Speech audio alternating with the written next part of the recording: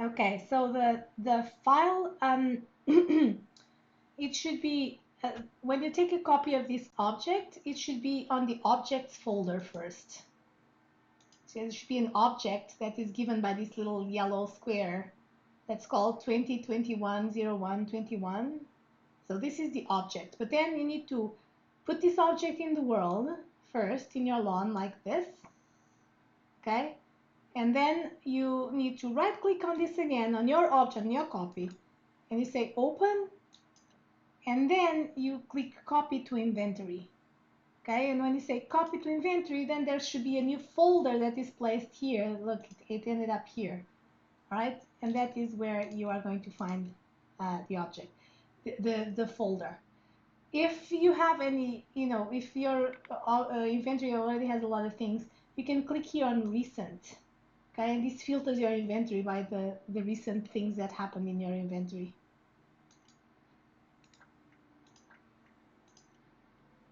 Hopefully you were hearing me, Shashin. Did you hear me on the stream, Shashin? Okay, great. All right.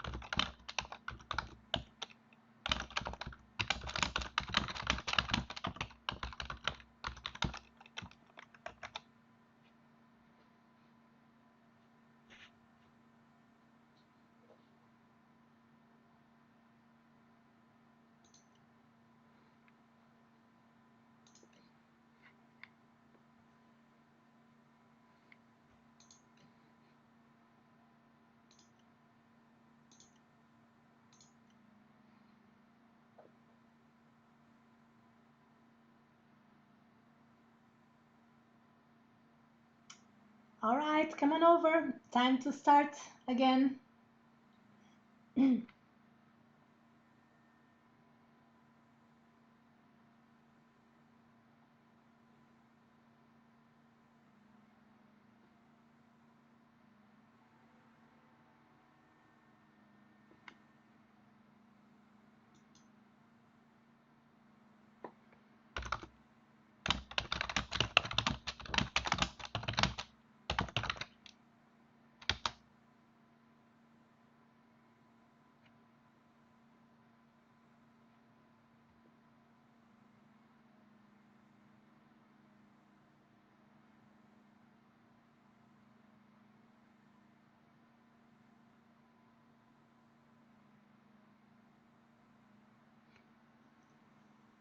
Okay, Shenyang, I will talk about max, okay? And average. Yes, Raya, it's okay, don't worry. We'll go, we're going to talk, I'm going to talk about both of them. We're all together. And I know it was not a lot of time to find the bugs, but I want to talk about it all together here before we finish the class. And you guys can, take more time after this lecture to go back to your treehouse and try to figure it out. Okay, awesome, Raya. Very good.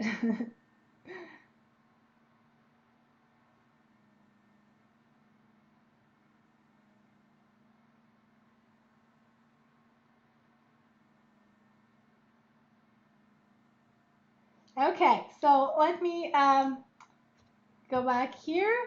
So this is the first program that had a bug. This was the letter grade program.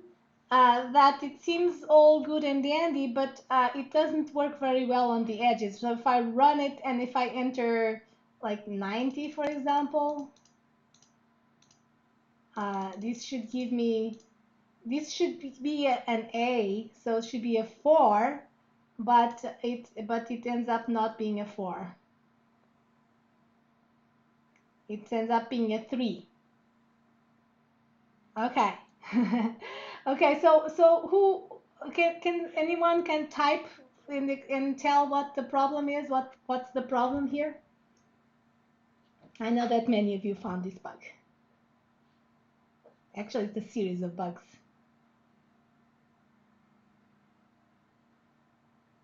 So, but what's wrong in this program? That's right. Okay, Giselle, good, good for you. Yes. So it's these numbers. So because I'm subtracting, right? I'm subtracting, and then I'm testing if it's not 0. So I need to subtract whenever if I want 90 to be an A, I need to subtract not from 90 but from 89, right? And if I want 80 to be a B, I need to subtract not from 80 but from 79, right? Exactly. So the way to fix it, you edit this the note card, you edit here from the inventory. Okay, don't try to edit from there because it doesn't work. You edit from the inventory and you go here and you change this to 89, and you change the other one from to 79, and you change the other one to 69, and the other one to 59, and I think that should do it. Okay, and then you save it again, and then you get rid of this one that has the bug, and you put the new one, and this now should work.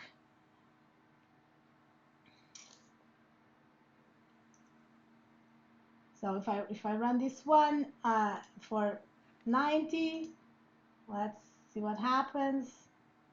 There. Okay, we fixed the problem. All right, so 90 is an A, it should be 4. Awesome.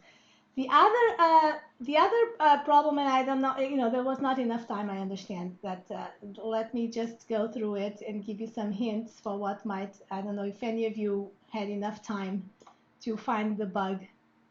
What did you change on it? Okay, David Kim is asking what did I change on it. Hold on. So let me go back again. Let me get rid of this. Go back again. So what I changed were these hard-coded numbers. Okay, Nicholas. Okay, all right, Nicholas.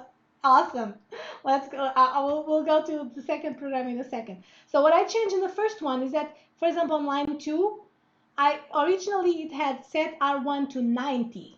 and I change it to 89, okay? And the reason is because we are subtracting the input from this other value that we're setting here. And if we want it to be, to not be 0, which is what we want because 90 is still an A, then we need to subtract it to 89 and not to 90. And the same thing for all the other hard-coded numbers.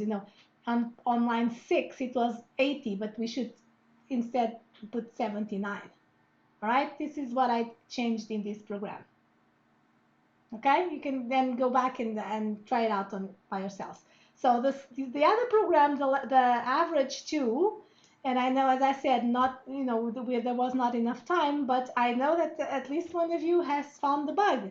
So do you want to repeat it now that we are looking into this one? What was the bug here?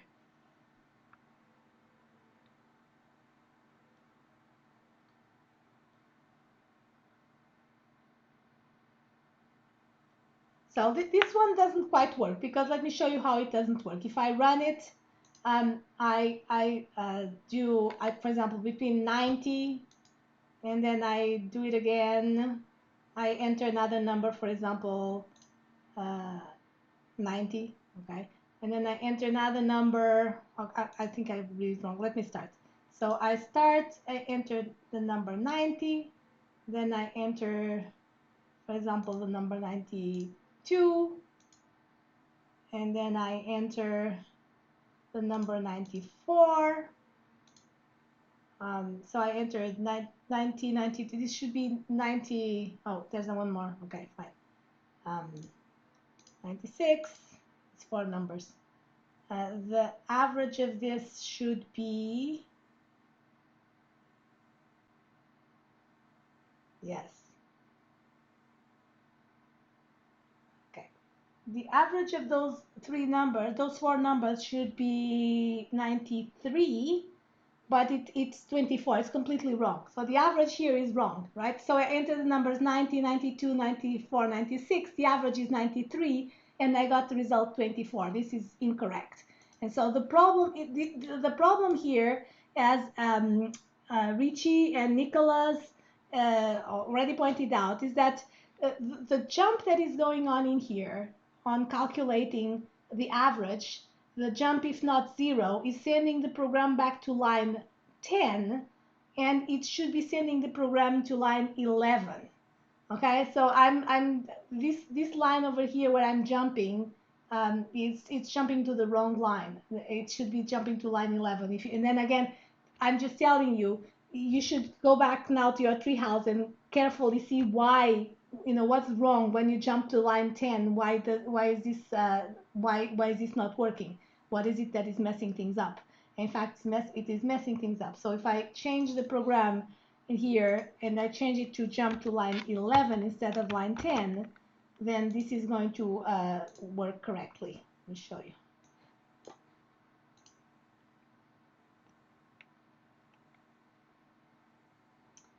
So I'll run. So with 96, for example, 94, 98,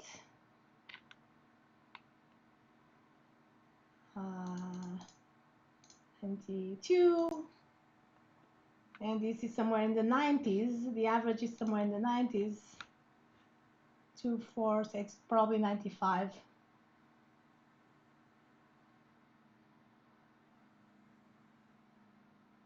There, 95. Now it's correct. Okay, now it's finding the correct average.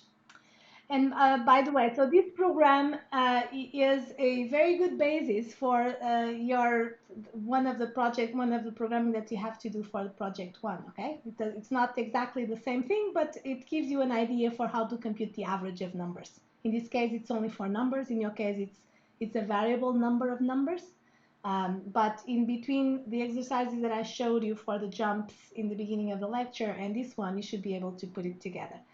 So are the first 2 lines codes? Yes. So yes. So when I have comments, when there are comments, they also count. So this is line 0 and this is line 1. So they are not, they are ignored for the purposes of it's not an instruction, but they are a line in the program, and so it also counts, right?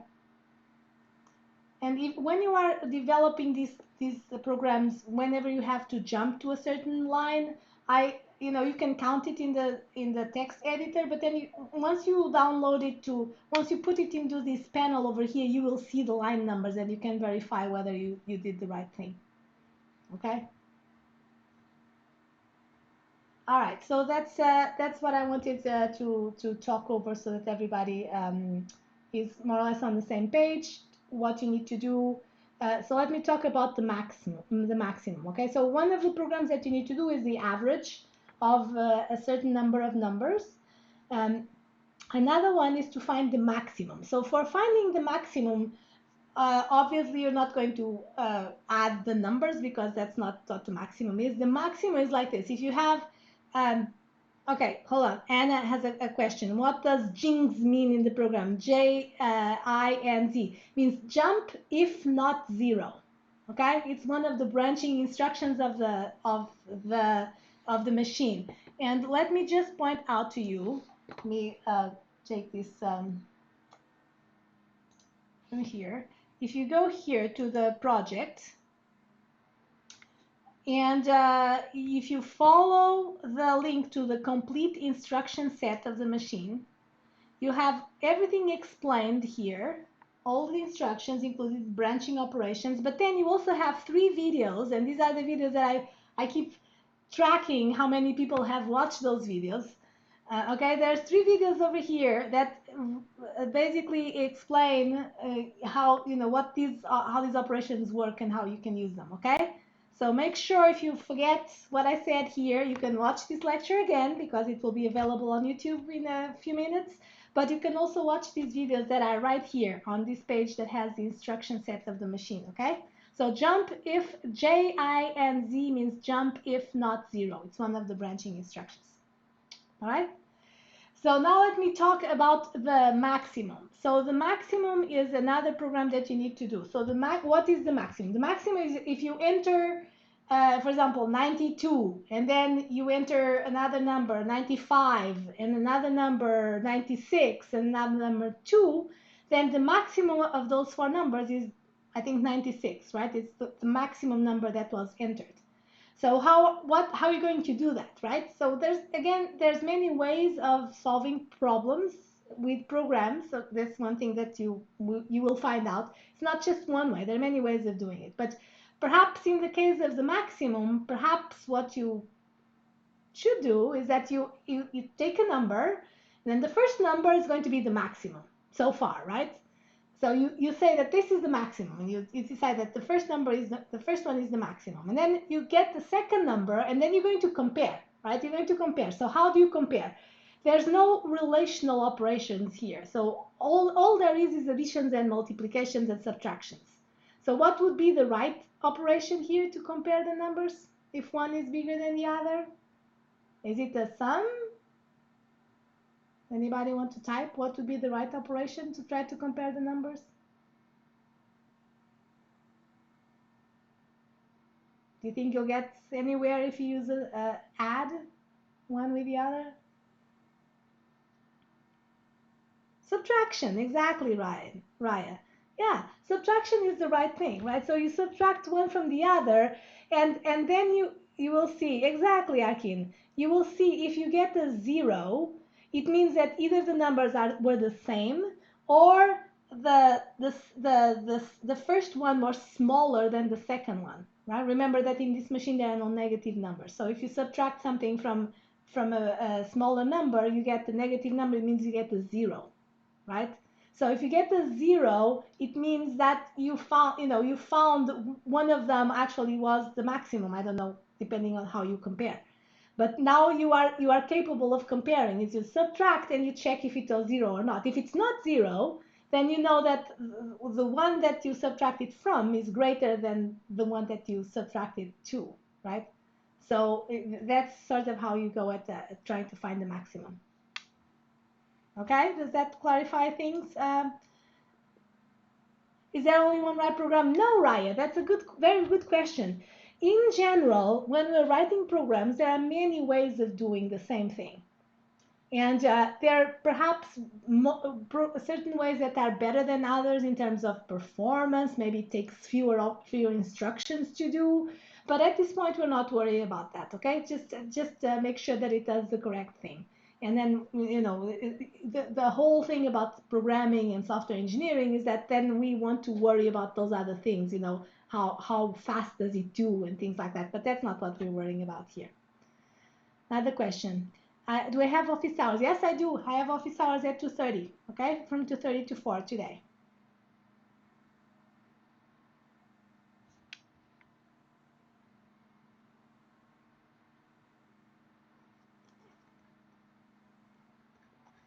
All right. So there was a question. So it was Shenyang that said that you had no idea how to do the max. I hope that now it gives you some ideas for how to do the max program. Okay.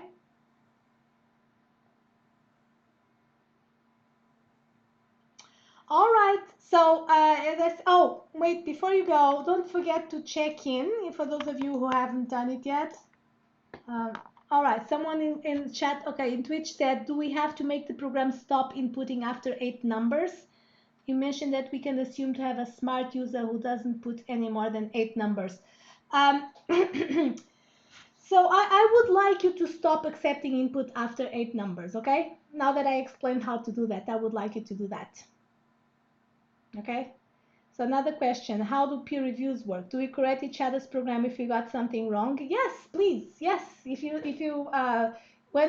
so you're going to get your peers programs, you're going to try them in your own machine on your little simulated machine, and if it has a bug, you can try to fix it. To be really nice, you can just say, oh, this has a bug and I don't know where the problem is. But if you actually go the extra mile of trying to fix it and say where the bug is, that's awesome. I encourage you to do so.